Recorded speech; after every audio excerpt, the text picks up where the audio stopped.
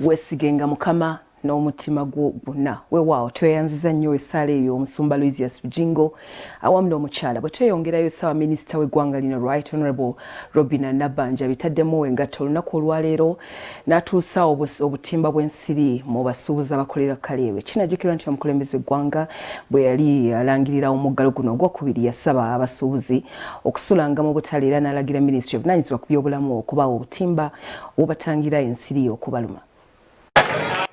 Minisita Robina Nabbanja akyamudde abasuubuzi ng'abagabira obutimba bw'ensiri mu Kampala mu kifo ekimanyiddwa nga ku Kaleerwe.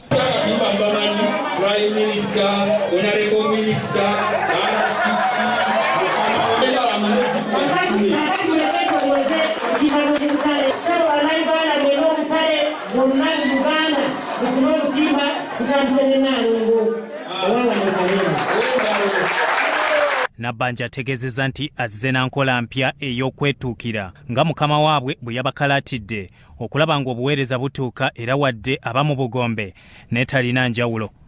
Mu bulamu bw'ensi eno sina kye simanyi. Kabalagala namutunda, ffene namusala, ennyiibwa nabitunda, natundako entula, natundako obufugunju bwayise, nasibako capati. Capati naye namusiibako. Kakati nze mmanyi embeera ze muyitamu. Nkimanyi ddala. Ono abadde atongoza entegeka ez'okugabira abasuubuzi abasula mu butale mu Kampala n'abagumya nti byafumba ebya ssente ez'okuyamba ku bantu binaatera okujja.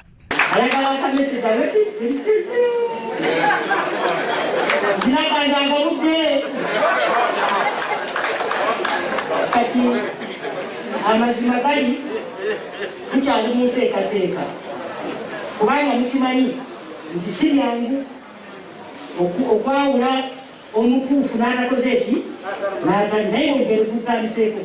Nabbanja abasabye okugumira embeera balwanire wamu olutalo olw'okwegobako COVID-19.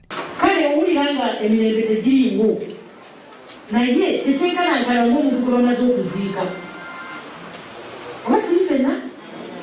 N'olw'ensonga eyo njagala okwongera okusiima Bannayuganda.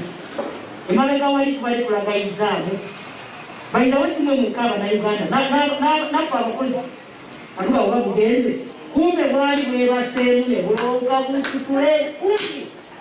Alagidde Nankulu wa Kampala Dorothy Kisaka okumaliriza okuzimba obutale bwonna mu Kampala nga bwe kyakkiriziganyizibwako. Kubanga Museveni yagezezaako okuweereza ssente tezituuka nze nja kubeera nga neetuukira.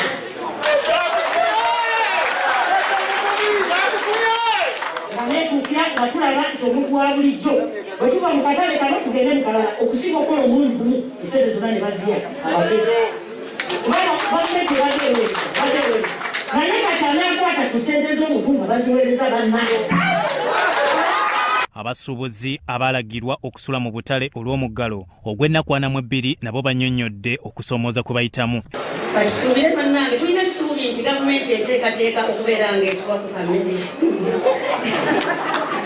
Abantu bali bubi ffenna tuli bubi bannange, ffe abali mu butale n'abaleeka bannange tusaba gavumenti etuyambe etuteekereteekereyo ku kamere n'akasente ketukulira bannange katuuke ku ssimu nange. Minisita ow'ebyobulamu Dr. Jenny Ruth Acheng asabye abasuubuzi okwongera okwekuuma n'okwongera ku mutindo gw'obuyonjo mu butale n'obutakozesa buli kye bawulira nti kikola okwejjanjaba COVID-19. Let us ensure that the toilets are clean, even for the people who are staying here, and that water is available because they need to wash hands at all times.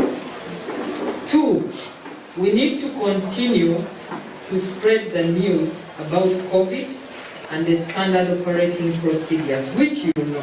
Obutimba 50 bwe bugabibwa mu basuubuzi mu katale ke batuukamu mu Kampala oluvannyuma entegeka enaagaziwa. Bya Muhammad Wamala ne Wandul Bone, Sorot TV, Omunyo.